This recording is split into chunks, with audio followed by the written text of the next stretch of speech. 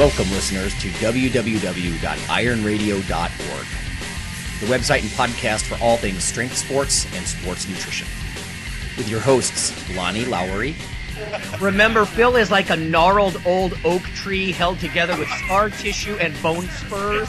Rob Fortney. And I'm telling you, the pain that I would suffer was beyond excruciating. And Phil Stevens. Do it, Rob. You'll kill all those nerves.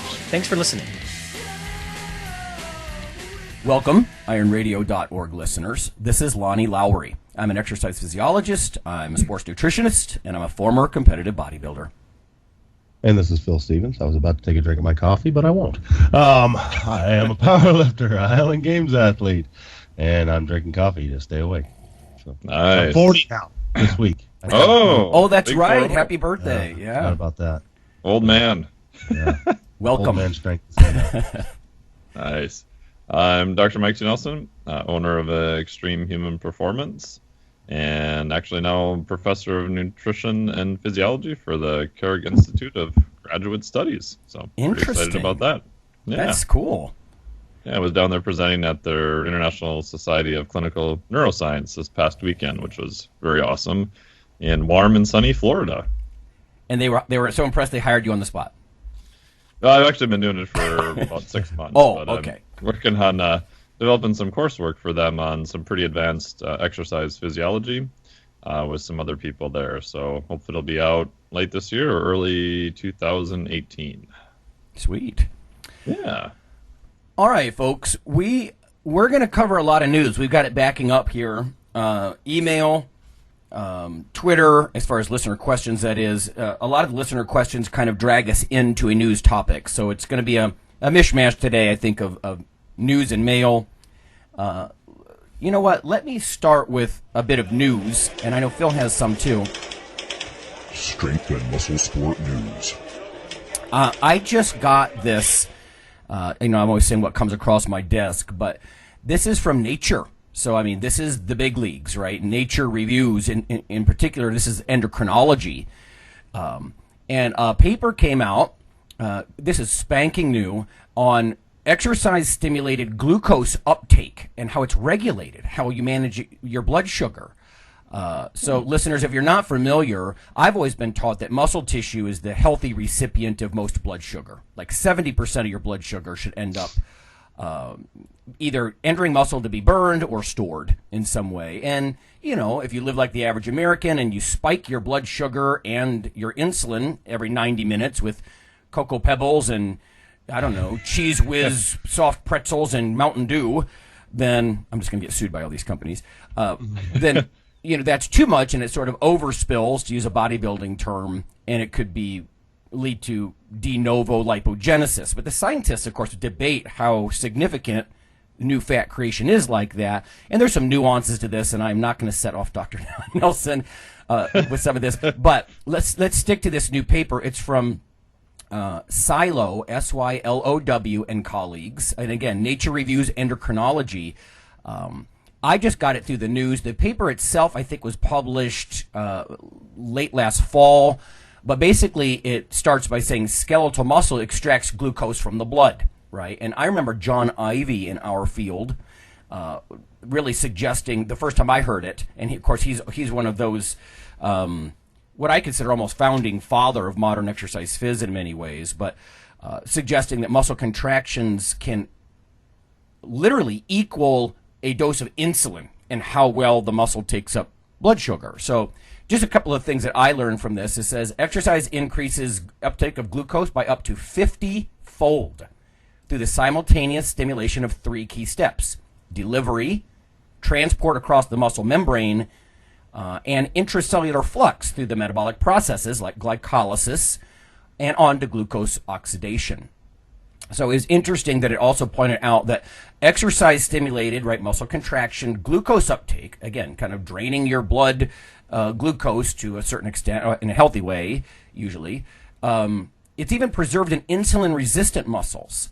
So that's very cool, right? Because that makes exercise, I think the word they use is a cornerstone of treatment. So if you have high blood sugar and right around 1/3 of people in the U.S. are now pre-diabetic or have metabolic syndrome. Imagine. So the next 100 people you meet, 30 of them, are probably poor carbohydrate metabolizers. And I don't think it's coincidental that also roughly a third of people are sedentary in this country, right? You don't move, you don't use your muscles, and the glucose doesn't get extracted out of your blood the way it should, So it talks about in this paper there's redundancy in the signaling pathways, to ensure that muscles have adequate energy supply from carbohydrates. So it's just a nice review that puts some numbers on things like that 50-fold uptake, or it talks about the different ways that muscles can transport in the glucose, right, and even insulin-independent,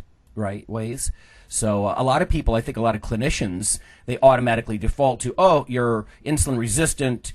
Let's take a look at some, getting you on insulin therapy or a hypoglycemic med, when if you could just get people moving, I think it just corrects it on such a fundamental level. So that's the only piece of actual news I have. The cool new paper, relatively new, on how muscles take up blood sugar and sort of the power of a muscle contraction when it comes to making you a better carb user, I guess. Nice. I just have one quick note on that. When I was doing my PhD, I got farmed out to the epi department for a year and a half on a study, but one of the other studies that the professor I was working with was working on, which I don't think has been published quite yet, but they were looking at the effect of standing desks versus sitting all the time. And what was cool in the study is that they had implantable glucose monitors in the subjects all the time. And what they found was that if you were standing up, your spontaneous movement was quite a bit higher, and therefore your average blood glucose was a little bit lower. Cool. I don't remember the exact numbers or anything like that, but it was kind of cool that even something that's that relatively small, at least showed a statistical effect. Whether that's clinically meaningful or not, I'm not sure, but I thought that was pretty interesting. That is interesting. You often hear that standing is better than being, seated and that sort of stuff, and this would be one mechanism by which that, right, would help. It's not just that you're burning a few more calories, but just trying to contract postural muscles, soaking up a little bit of blood sugar. All right, Phil, did you say there was something about milk in the news? Yeah, and I'm reading up on the person who wrote it right now. But and he's been debunked numerous times on numerous things. Anyways, it's titled "Got Proof: Lack of Evidence for Milk's Benefits." It's by Dr. Mark Hyman. And he goes on about how horrible milk is, and that there's no evidence that it's good for us in any way, as far as like fighting osteoporosis or things like that. And like one of the guys, he goes in there, it can promote weight gain, and one of our listeners is like, and that's a bad thing. How? It depends on the population. Depends on your goal. And that's one of the problems. Is he goes on and talks about how it's clearly been shown to promote obesity and type 2 diabetes, and then states all these articles about how low-fat Nestle chocolate milk is worse for you than Coca-Cola. Oh, boy. And it's like, and it's like, well, it's low-fat chocolate milk. It's not milk. It's chocolate milk. You're talking two different things. I've never met a cow that shoots out Nestle chocolate milk. So if I did, I would buy the brown cows. Yeah, I would totally buy that cow. But it just goes into a bunch of stuff like that, and then like I said, the osteoporosis thing, and that milk has a hormone called IGF-1 in it, and of course that causes cancer, and yada yada yada. Not even going into the fact that how much of that, if any, will even make it past your stomach due to the acid content and things like that. I mean, we all know how drinking something is totally different than taking something intravenously or IM. Oral delivery, questionable. Yeah. So, I mean, a lot of that stuff is just deleted out. It's no wonder. Yeah, people get so confused. I mean, imagine the same population that hears this information also hear stuff from the GoMad guys who want you to drink a gallon of the shit a day. Maybe regular milk. But I should not say shit, because when we talk about weight gain, it is true. Like, there's a lot of studies that milk could be good for weight management, or at least some dairy products. I think I would go for the lower carbohydrate type stuff like Greek yogurt maybe, but I think the issue here is that dairy products are insulinogenic, right? So they really cause a disproportionate rise in insulin. And we were just talking about that with muscle contractions and, whatnot. But that can be very advantageous for somebody trying to build muscle. So it's like we were talking about with goals and whatnot. It's kind of like with the same thing with the IGF-1 thing. But if dairy products do, in fact, have a high insulinogenic index, and they have a fairly low glycemic index in that they don't swing your blood sugar, it creates sort of a weird hormonal environment. And I don't know, maybe some of this information is a little dated. I haven't looked at this very specifically. Mike, maybe you've read something more recently, but that creates a very interesting scenario where you've got this indiscriminately anabolic hormone or anti-catabolic hormone, right, building hormone, storage hormone in your blood, insulin, but it's not accompanied by the enormous sugar rush that you would get from a high glycemic, like pop or something, right? So at the same time, milk is not empty calories. So I once had a student say, why would anybody drink milk? Cow's milk from another species, all that sort of stuff. And it gets very charged, these topics. But, let's see. Vitamin D, it might be fortified in there and not naturally in there, but it's one of the few food sources that are rich in vitamin D. High quality proteins, right? Milk's 80% casein, 20% of that protein is whey. Yeah, potassium. There's just so many good things. To compare it to Pepsi, I think is ridiculous because it's empty calories. Pepsi is, and milk is not. This too. He goes on further and states things like it causes intestinal bleeding in 40% of infants worldwide, and things like that. And then you scroll down, and none of this is cited at all. None of his claims. There is not one reference to any study. That just throws up a huge red flag for me. When a so-called doctor claims are that hyper specific too. Yes, right. And there's lots of that going on, and then none of it is cited at all. It's like, come on, show me a source. You're a doctor. You should know this. You had to go through school. Let me go find out where you got this info. It's not that hard to copy and paste that link. That reminds me of the old Sagan quote that extraordinary claims require extraordinary evidence. And so you would think he'd have to cite all kinds of evidence if he's going to, make comments like milk is very bad, don't do it kind of thing. And it's a controversial topic, though. Milk, because you got the raw milk people, you got the go mad people, I've actually heard some people, even from the National Institutes of Health, this particular gentleman, he was from India, and he was like, why would anybody drink milk? That's not good for you. Don't do that.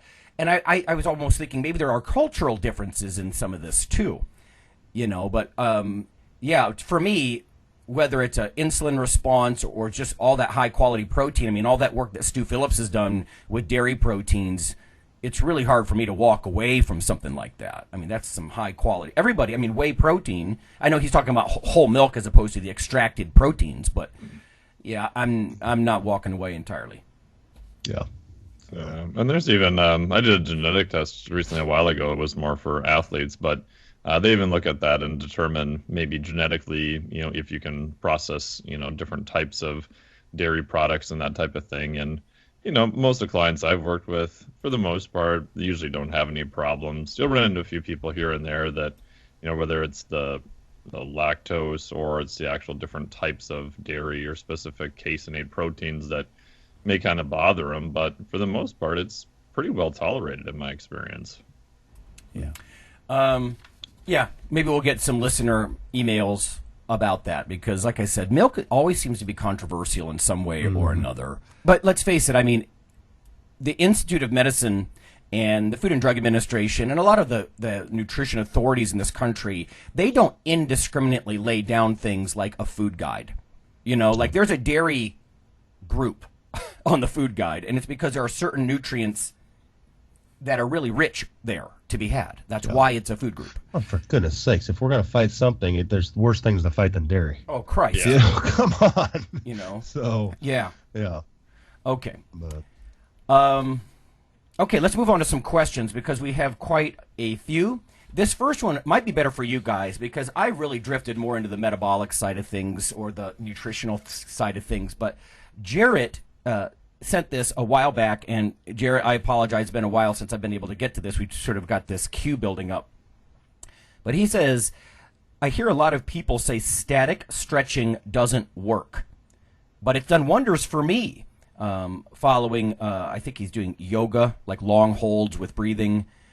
So he'd like to hear us talk about static stretching and why people say it doesn't work and does it work, and compare that with different kinds of mobility work, whatever. Dr. Nelson, how about you? You want to go first?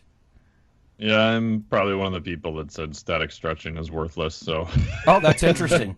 I think at the end of the day, I mean, if you look at the studies, right, so you'll see static stretching before some sort of dynamic speed and power type thing will decrease it. The catch with that, though, is that the time that it stays decreased is not super long.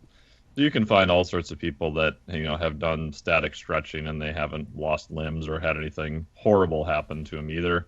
If I think about just in principle what you're trying to do, you're taking a limb and you're sticking it towards an end range of motion, and then you're just kind of waiting there for it to get weaker so you can get a greater end range of motion, which to me seems kind of backwards from what you would want. If you're trying to reduce your risk of injury, you would want to increase the strength at an end range of motion. So I'm a bigger fan of whether it's doing some hands-on work that's specific or sort of a dynamic mobility where you're going to what is your perceived end range of motion, and then you're using muscular force to come back out of it. Mm-hmm. If you look at a couple newer studies also, like the classic, hamstring sit and reach, it would say, okay, we did this intervention, and oh, look, you can now sit and reach 2 inches longer.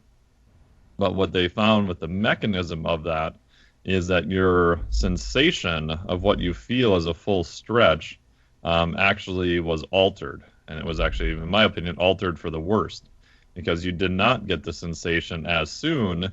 Therefore, you can actually push a little bit farther and get a little bit more range of motion. Mm-hmm. So I think adding a range of motion when you're getting a decreased sensation, I think, sounds like a bad idea. And last thing is that I think some stuff like, yoga and other things like that can definitely be beneficial.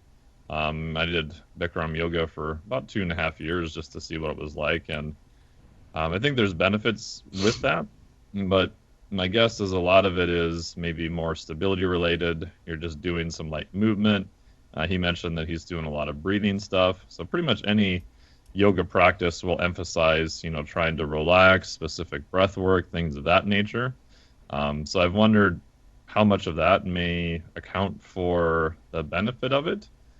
Me personally, I didn't see any big change in my range of motion, but it definitely helped me recover from one session to the next. Yeah, I guess my perspective is that there's a lot of literature on that static stretching.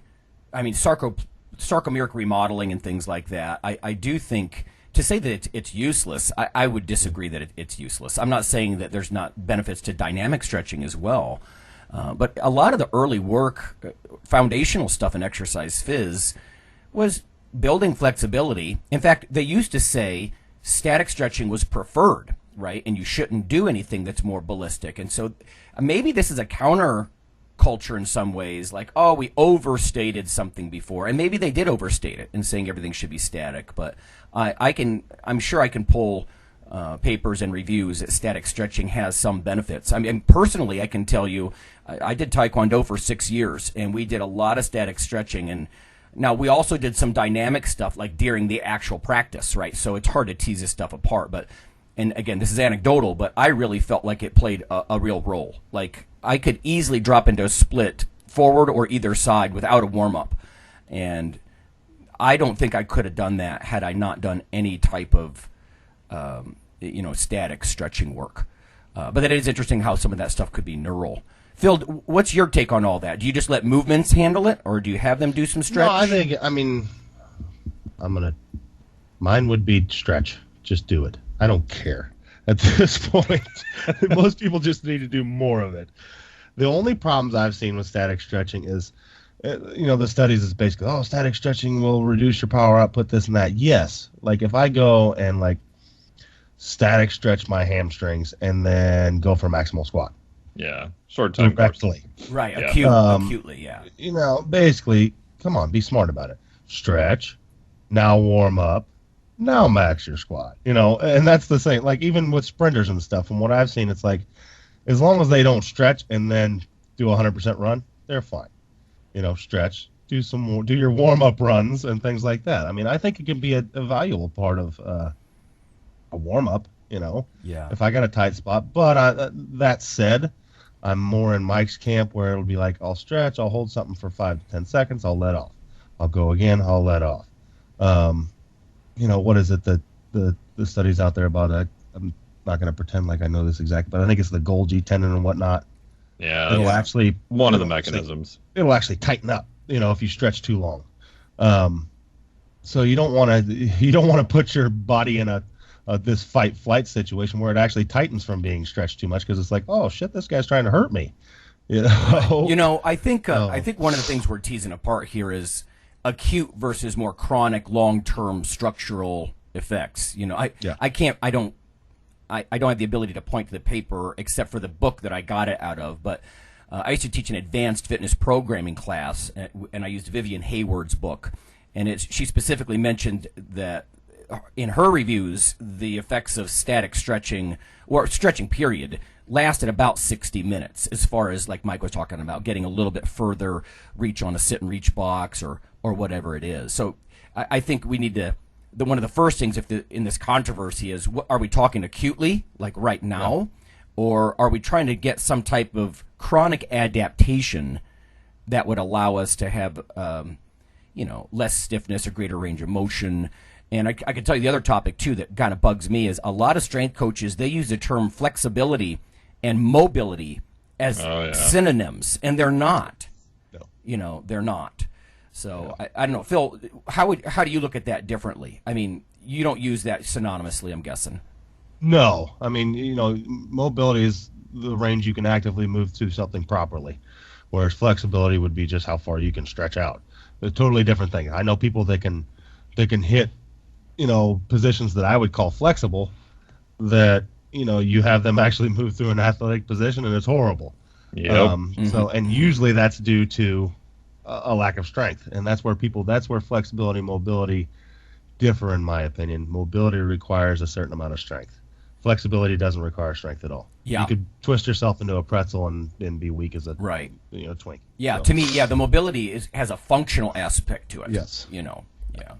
What are your thoughts, Mike? Yeah, and that's my bias too, is that I think, like, I worked with a female collegiate athlete, and she was pretty strong, actually. A lot of times I agree with Phil that you get some of them and they're very flexible. They can put their palms on the floor, but they can barely do a body weight squat. So it's definitely more of a strength issue. And her issue was she was relatively strong, but she had done so much static stretching to try to fix a hip issue she had for literally years, that when she went to do any movement, she could not just hold any of the end ranges of motions at all. So it was a weakness, like a loss of muscle strength kind of issue, maybe.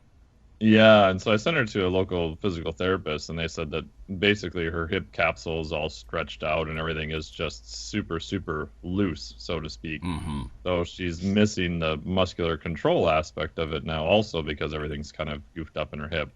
And that's an extreme, example too. But I think people assume that. Well, I mean, how many clients have you guys had where they're like, "Yeah, I'm flexible. I can touch the floor." Like Phil said, "Okay, let's do a squat or a deadlift or a Cossack squat or something," and they're like, "Ooh, it's like a baby giraffe trying to stand up." Yeah. And most of the time, they spend a lot of time just doing kind of static stretching. So I don't know. My bias is if people just, even if they like static stretching right now, if they can figure out a way just to slightly load it and go into that end range of position and come out of it, using their strength, whether that's loaded, unloaded, partially loaded, whatever. My bias is I think that's more useful. Mm-hmm. Yeah. No, I agree. And like for me, for instance, I'm going to go in the gym today. I got a squat. What am I going to do? I'm going to do some stretching on just my left leg, the one I had a hip replacement on, that still lacks mobility as far as the hamstring goes. And then from there, it's all active stuff.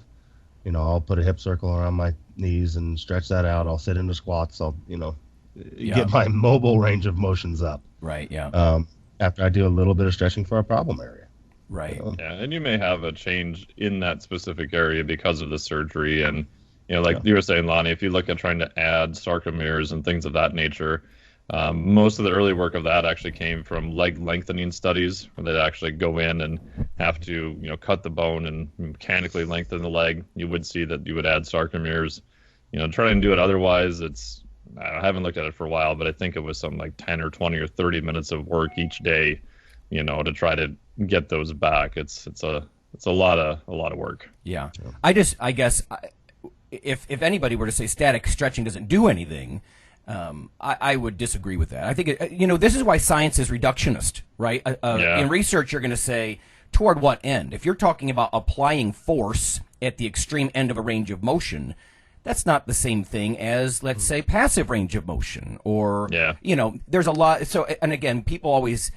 This is why I'm always ripping on the journalists, because they always want to boil things down to, is static stretching good? Is it bad? Is it worthless? These are subjective terms, and that's not how science works. They define these things, right? All these operational definitions, So, but I do think, although I do think it has its place, especially in people that I think have just such limited range of motion when they're beginning. The field really, like strength and conditioning, has really moved toward, listen, that's not the only way you do this stuff, right? There's ballistic and there's more dynamic stretching, and that's okay. Whereas I can tell you 10, 15 years ago, maybe 15, almost nobody would have said that. They would have said, no, you warm up very lightly with like a systemic body, like light walk, jog thing, and then go do your static stretching. And that's certainly not the only option. I would never get behind that. So, yeah. Okay, I'll tell you what. It is almost time for break. We got a bunch more stuff here. I have one more from email, and we got some stuff from the forums. So we'll come back and we'll tackle that.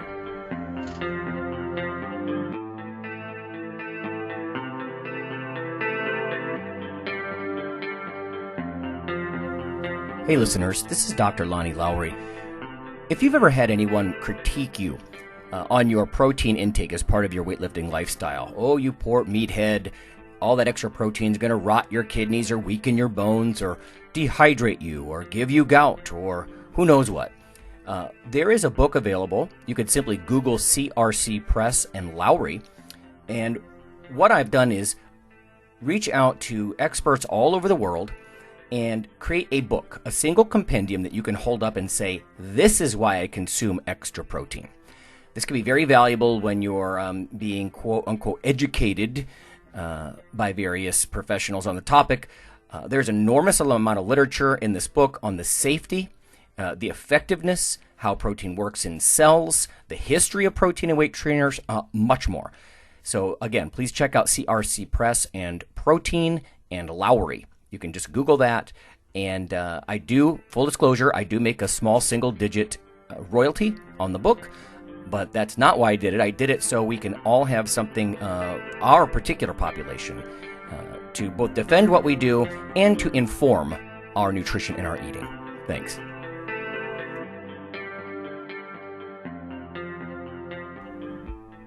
Iron Radio is, of course, primarily a podcast. But over the years, there have been technical glitches calling for backup streaming and listeners who wanted the convenience of other sources of audio content. Toward this end, Iron Radio is now simulcast and backed up on YouTube. If needed, please search Lawnman07 or Iron Radio from within YouTube. There's not much video, but if you like to listen through YouTube on a Roku or other living room device, there you go.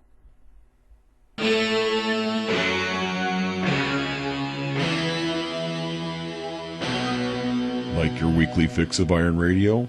In addition to being a popular institute on iTunes, we are also on email. Simply go to www.ironradio.org and sign up for the voluntary email. You'll get a once per week email, no more. That's little more than the show notes and a link to the audio. So go for it.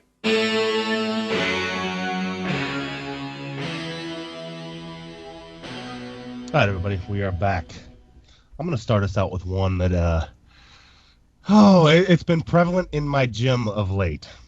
And it's with clients or this and that, and, well, other coaches. I do a lot of training with athletes and things like that, and then I also deal with a lot of parents or people that come in like, I have this issue or that issue, or I want to reach this goal. And I guess what I'm getting at is sometimes the truth sucks. And that's usually what the people don't want to hear. Like, hey, I want to do this or this or this or this. And you tell them, okay, that's great, but you should probably lose some weight for that goal. And it's like, that's not what they wanted to hear. Like I got one athlete that's, my kid's super strong. He plays football, this and that. Yeah, he'd be better if he lost some weight. I don't care if he's on the line. You know, his weight is too high for that. And while he's strong now, he's not very mobile, and a lot of his mobility issues are due to that. Or, for instance, I had a coach call me, and he goes on this spiel about, you know, I want to bring my team in, this and that. We've got a baseball team. None of my kids can hit the ball past the shortstop. I was like, okay, great. You know, we'll deal with them. Bring one of your kids in. I'll put them, show you what we're going to go through. And so they come in, and I'm dealing with some 12-year-olds that are about 65 pounds. And like a 35-pound squat is a struggle. A chin-up is not happening. A 15, 20-pound press is like not there. We did some push-ups, and then at the end I go through some agility drills, stuff like that. They do fine. They fly through that. All this stuff where you're running around doing, you know, body weight things, and it's like, okay, what I suggest is we need to do this. These kids can't squat 35 pounds. You're saying they can't hit the ball past the infield. They need to get stronger. And no, we need more agility. We need more this and this and this and this. It's like, what are you talking about? I don't want to waste their time doing powerlifting. Do you want them to hit the ball? You know? So, and it's that type of thing. You got to, as a coach or as a person, it's your responsibility not to give these people what you think is right, but what they need. Is kind of what I'm getting at. And I think a lot of people lose that fact. And this is also the reason why most coaches have coaches, because it's real easy to put yourself in like, I like this, and you do it even though that's not what you need to reach your goal. So it's just one of those deals. I mean, it amazes me at times how people get blinded by their own preconceived notions of like, this is what baseball players do. They run around, they do this. Yeah, but not if they can't hit the ball more than 40 feet. Mm-hmm. You know? And that's what I was trying to explain to them. I was like, I guarantee you, if I take these same kids and we do nothing but I take all these 12-year-old kids, bring them from a 35-pound squat to a 135-pound squat, and make them be able to do 10 chins and like bring their press up some. And we do none of this running stuff. They just do that on the field. I guarantee you their play will go up. Oh, yeah. And he just couldn't grasp that. You know, it's like, well, that's not what baseball players do. Well, yeah, they do. Have you seen baseball players now? They're freaking jacked. Yeah. You know, if strength didn't work, then Mark McGwire wouldn't have taken steroids. You know, it would have had no benefit. Yeah. You know, I mean, there is no drug for mobility and things like that. So, I mean, it is an aspect of the big three sports, and you're seeing it come up now more in baseball, basketball, football. Yeah. Strength training, and it's even boxing and fighting now. You're seeing these guys get stronger where it used to be body weight. You know. So, I mean, that's I guess my message is sometimes the truth hurts. You need to see it if you want to make progress. You know. But a lot of people just don't want to hear it. You know, Phil, to me, that's your role as a coach.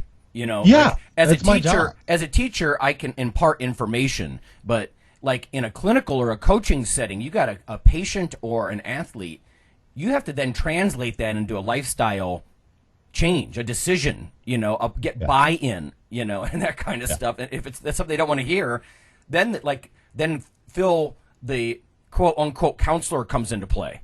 You know, how do I convince the sad thing is, he wanted me to then change what I thought they needed and do what he thought I needed. Oh, yeah. That's not going to happen. You know, I was like, I'm not going to train these kids and do something that I know they don't need, you know, and something I don't believe in. You can go elsewhere. I don't need your money. You know, It's like, see you later. You know? Right, yeah. So he went to somebody who would do that. I was like, that's fine. You know, I don't care. I don't need you. You need me. You know, and that's an asshole thing to say, but it's true. You know, it's not me being big-headed. It's like me sticking to my guns, and I'm going to give these kids what they need. That's my job as a coach. My job as a coach is not to give you what I want. It's to give you what you need to make you better. Right. Yeah, and if you would have given in to his request and then he doesn't get the end result, even though it was his idea, he'll still be mad at you. Yeah. Yeah, exactly. I've made that mistake in the past. Yeah. It's like, yeah. And, you know, so what I lose? I lost $600 a month, but it's like, whatever. You know, I don't need it. So, you know, Yeah. I'm not going to sell my soul for $600. Well, otherwise, You dude, know? I mean, people need to know there's a certain identity to your gym, like what to expect. Otherwise, you become a politician and you try to please everybody, and then you lose your identity, and people won't even know what Strength Guild is about. I don't know. And that's the thing. The other thing I tried to explain to him, like, there's one kid on the team that he's the kid that can knock the ball out of the park. He's a little chubby. He needs a little more mobility and agility and running. You know, the ones that can't squat 35 pounds don't need that. They can run all day long. And it's treating a person as an individual. And most of them needed to just get stronger. You know, and it's not, they all don't need to run around. They all are individuals. They all need a different basis. And, you know, so it's giving the person what they need to reach the goal or do the sport that they need. And that's what I explain to my sport athletes is like, it doesn't matter if they can squat 500 pounds if it makes them suck on the field. Yeah. You know, that means nothing. I don't want that. You know, my goal isn't to make my baseball pitcher squat 500 pounds. It's to make my pitchers pitch better. You know, and we're going to do what it takes to do that.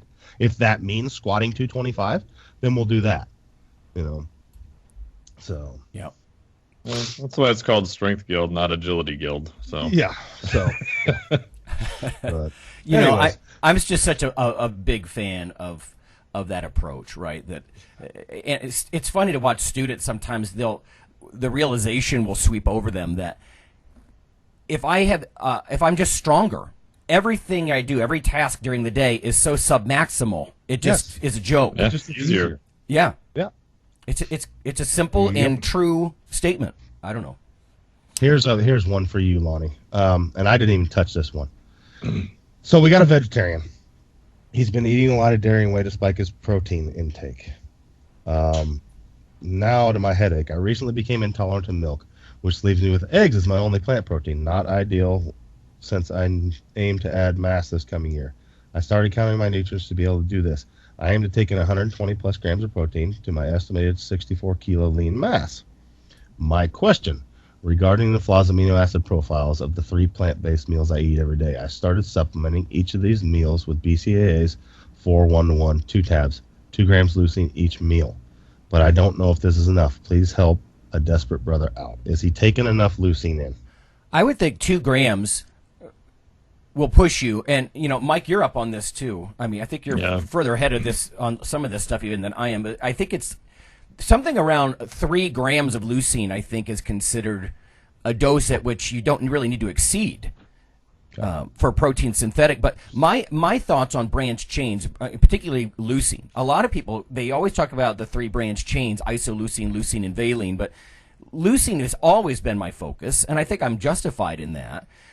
Some marketers will say, no, it's got to be a perfect ratio of this to this to this, and I think sometimes that becomes more marketing than science. But it was Nick Bird who I asked specifically, and he would know that. Yeah, he's the man of that. Yeah, I asked specifically about the role of branched chains. Like if you took them and had no protein, would there be enough amino acids in the free amino acid pool from, you know, inter-organ exchange and everything else that it would still be beneficial? And no, his response is really, Phil, right along your analogy for years, which is leucine is the stimulus, but it's like flipping on the light switch. If there's no juice in the line, it doesn't happen. Yeah. You know, and so my thought on leucine has always been that it would be advantageous if you were going to do something that otherwise would be kind of on the lower end of protein dose, like a peanut butter sandwich, right? Those are plant proteins, and not very effective by themselves. So it might be, it would be adding to the leucine content of that meal. So, you know, if he's going to have 2 or 3 grams of leucine along with that peanut butter sandwich, that would actually help quite a bit, I think, with the anabolic effect of that meal. He's providing at least some juice in the line, in the source of ingested amino acids. I mean, plant proteins are incomplete, right? So they're missing one or more essential amino acids, indispensable amino acids. So, in fact, if he's interested in the profile, and a lot of people realize this, but grains lack lysine, beans lack methionine. And that's why people around the world, if you look at different diets, they food combine, and they'll complementary protein combine stuff like lima beans and corn in the deep south, or, I don't know, a bean burrito, in the Southwest. The burrito is made from grains, the refried beans are, of course, beans, that kind of thing. But I think if popping branch chains or leucine is going to be a thing, it wouldn't be by itself. Because again, there's not enough amino acid. You would quickly exhaust and deplete your cellular amino acid pool with that leucine, and then you wouldn't want to add leucine to something like a big whey or whey casein combination drink, because the whey provides so much leucine anyway. Yeah. What's your take on that, Mike? Yeah, I would generally agree with that. I mean, from talking to Lane Norton and looking at the research, the leucine threshold is about 2.5 to 3.5 grams. Mm-hmm. There's some other studies looking at essential amino acid mix as low as possibly 6 grams. So I have used that in some people that are a vegetarian, if they can't handle whey and other proteins like that. If you do get essential amino acids, though, and generally they smell like cat piss, so they're not by themselves. not very palatable. But there was a study in 2014 from leucine supplementation of a low-protein mixed macronutrient beverage enhances myofibrillar protein synthesis in young men. Yep. This is from Dr. Stu Phillips' lab. And the short version is that they took a low-protein, so 6.25 gram beverage, and they compared it to a 25-gram beverage. But in the low one, they added 5 grams of leucine to it. And what they saw in terms of an acute response was not much of a difference between those two.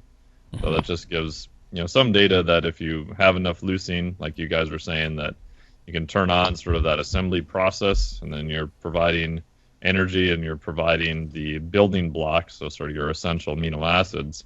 The data that we have so far now shows that you're probably going to be okay.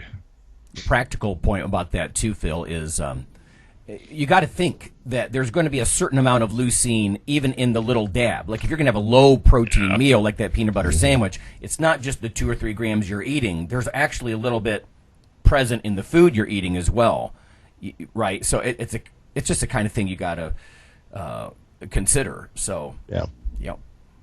And last part I would add too, that I don't know if you mentioned it, but in vegetarians, I've also used rice protein, and that's pretty bland, tastes pretty good. And if you use a little bit higher dose, you probably don't need to add any leucine to it. So if you're using like a 40-gram dose, it'd probably be pretty good. So that may be another option for him too. Right, that's true. Just up the raw dose of the protein Right. itself. Yeah, instead of spiking it. Yeah. Yeah, people mention pea protein and hemp protein and quinoa and stuff like that too. But Yep. Yeah. And Yeah. it's just that's the deal with vegetarians. You can do it. You just need to be a little more anal about it. Like we had that episode on with Robert Dos Anjos, and that's Yeah. I love that episode because he was very upfront. Most vegans are like, "This is the way to live." He's like, "No, this is stupid." If It's I a was challenge. looking to make gains, I would not do this. And he's like, I have to be super anal about what I eat because I know I'm not getting what I should. And most vegans won't say that. They're like, it's the perfect diet, and he's like, no, this is stupid. Yeah. I'm only doing it because of ethical reasons. Yeah. And Right. I love that about him. Right. So, Well, it's like the milk thing. You're removing whole sections of the food guide. These are nutrient-rich food groups that it's hard to get some of those nutrients, like whether it's B12 or complete proteins or zinc or, you're removing that. So you better plan, like I said, with some of the protein combining or supplement your B12, something like that. I don't know. Okay, let me get to one. Dean sent us a nice letter, and I appreciate this, Dean. It's sort of long, and he did his own literature review, so I think he's answering himself in a way, but I think he wants our opinions too. So he says, Hi, I originally sent this on Facebook, but I figured you probably get swamped with Facebook messages from strangers and don't check it often. Correct already? I'm not a big Facebook fan. I get on there once a week just to go to the IronRadio group, and if I happen to notice a message, then I'll try to respond. I'm not rude, but I'm not on there very much. But he says, I'm from Australia, and I've been listening to IronRadio for the last 12 or so months. I'm a former rugby player over here and used to compete in martial arts competition, specifically Brazilian Jiu-Jitsu. Due to the injuries from the above, I've cut back on the martial arts and gotten into powerlifting, and I'm loving it. I've gone back and listened to most of your old episodes, and the content you provide is pure quality. You guys do an amazing job, by far my favorite podcast. So he goes on a little bit about a donation. He's an IT nerd, he explains, and that maybe he can help us because, there's been times over the years where we're fussing about the server or how we have to back up on YouTube or whatever. But so I appreciate that, Dean, and if we run into that again, look for an email from me. But Yeah. he says, additionally, I've come across some news. I am genetically predisposed to hypertension, and I've been searching for a natural way to lower blood pressure for a while now. I came across some studies on the various benefits of garlic supplements. Here are the links. So he was giving me studies, and to summarize what he has sent, it looks like it's a bit of a mixed bag. You can find some studies that garlic might reduce blood pressure if the dose is high enough. A lot of the studies, and this is what my understanding of garlic was, that do show some beneficial effects of garlic, and not all do, are on lowering your blood cholesterol as opposed to your blood pressure. So some of this depends on if it lowers your blood pressure. Are you hypertensive to begin with, or are you actually normotensive to begin with, stuff like that. Of all the different things that I would think about with blood pressure, honestly, the first thing that comes to mind would not be garlic. I mean, you could give it a try and see if your systolic comes down or even your diastolic a couple of units. But fish oils, which a lot of us take already, certainly help. And again, I don't have all the information on Dean, but I was really surprised. I saw there was a big multiple regression analysis, and they suggested that 1/3 of everything that goes into what's making your blood pressure what it is your fatty acid choices. And I think that's fascinating. So, of course, fish oils being, helping with reduce the blood pressure as opposed to the typical kinds of fats. And I can tell you, Australia, Britain, the U.S., the numbers are alarming over the last few years. We just keep eating more and more omega-6s, and less omega-3s, or at least more omega-6s. So if you don't seek the omega-3s in a fairly high dose, I can see why. Again, I'm talking about like 1 out of 3 people are hypertensive or pre-diabetic, all that kind of stuff. I really think it has to do with the fatty acid imbalance, I guess, that we're consuming. So heavy on the omega-6, so low on the omega-3s. So that would be my first thought, is take a good look at your fish oil dose. I'm not going to tell you to do this, Dean, but I take 4 triple-strength fish oils a day. I'm not playing games with this. I've had a lot of physicians say the patients they have that they feel like they don't respond, whether it's blood triglycerides or blood pressure or whatever they're trying to do, and cardiac risk factors, it's because they dabble around with like 1 or 2 normal-strength fish oils a day, and they're just not taking enough. So that would be my thought. And like I said, the stuff on garlic, most of what I remember from the garlic stuff as, 'cause, I mean, there's almost an infinite number of topics that we all need to keep up on, is that if it does anything, it's more on the cholesterol reduction side of things. And again, it looks like you're reading some stuff that there's a little bit of evidence on the hypotensive, the blood pressure reducing effects, but some of those studies have control issues, and that kind of stuff. So it's hard to interpret in that way. I've never perceived garlic as a very strong hypotensive agent, and like I said, there's some other things I might take a look at first, but give it a try. I don't think there's anything particularly toxic about some of those substances in garlic, that allicin or alliin. There's a couple of different ones. See if it lowers. I don't know. Mike, have you heard anything about garlic and blood pressure? Not that much on blood pressure, really, to be honest. I pulled up a review here on garlic and cardiovascular disease, a critical review. This is from American Society for Nutrition. Author's last name is Rahman, Rahman.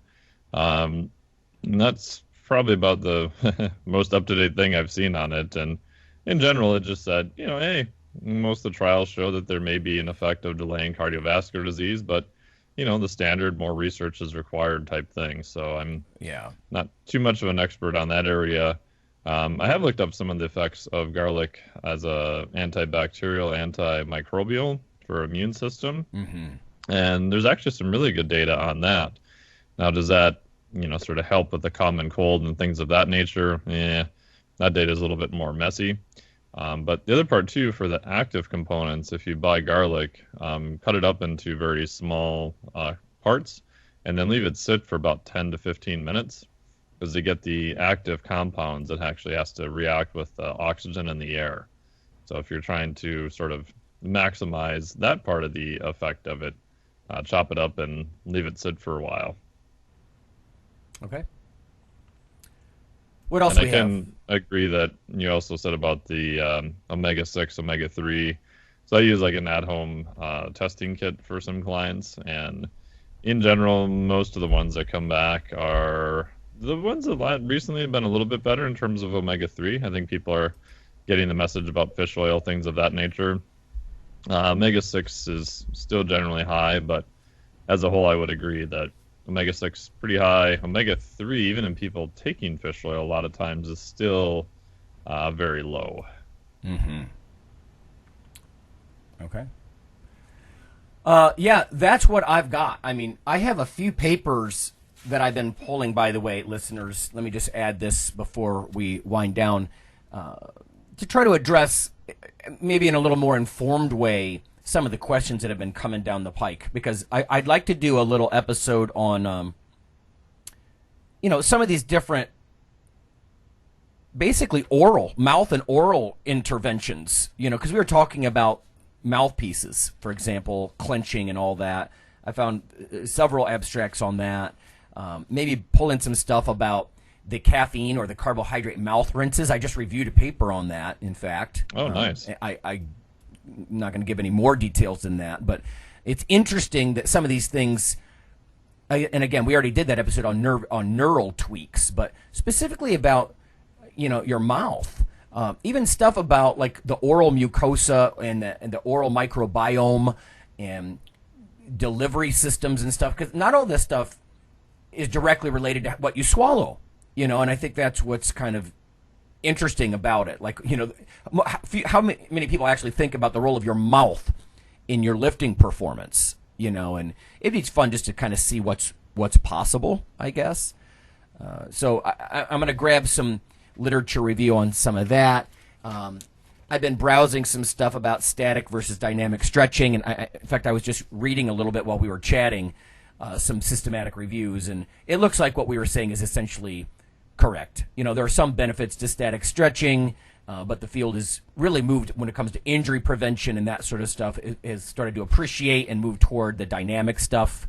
So, but we can share some stuff with that, as well. It's just fun to go back and look at what the literature says, because you can't expect Phil or Mike or myself to be, up to the minute on every imaginable topic on both nutrition and exercise science. It's an enormous task, so.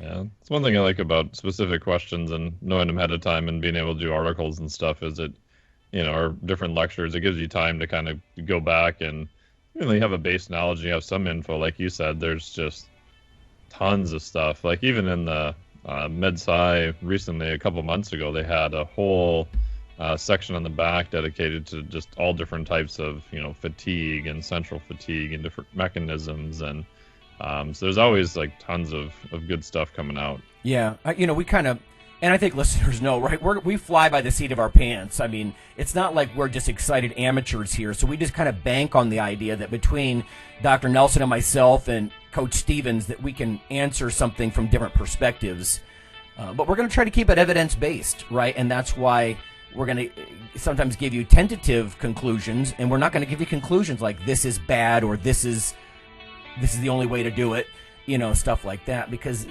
that's just not really how science works. Science doesn't apply value judgments to stuff. It doesn't. So, okay. Well, having said that, I guess we'll just catch up with everyone next week. See ya.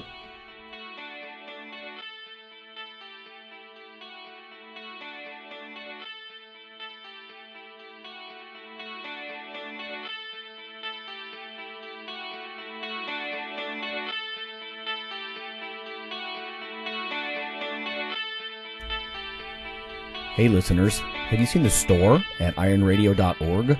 There are 3 halls in the store. One for Phil, one for Fortress, and one for myself, Dr. Lowery, and they're thematic. So you can go into our Halls of Iron store and choose based on your goal. If you need something to learn or read or something nutritional, you can look in my store, Lonnie's store. If you want something about injury prevention or competition, then take a look at Phil's Hall of Iron. And if you want something about motivation or daily training, Fortress's Hall has what you're looking for. There are some fun, heroic descriptors as you browse through the stores. We try to make it a little more fun than the average boring online store. And whether you're a novice lifter or someone more experienced, you can take heart that you're not wasting your time. The things that we put in each Hall of Iron are actually based on our own recommendations. Protein powders that we know to be good, knee sleeves, wraps of some kind, things that Fortress uses in his own training. The stuff you see, is good. This way you don't waste time. So check out the Iron Radio store at ironradio.org and let us know what you think on the forums, and certainly you can request products and we will screen them before they go in. So thanks for listening.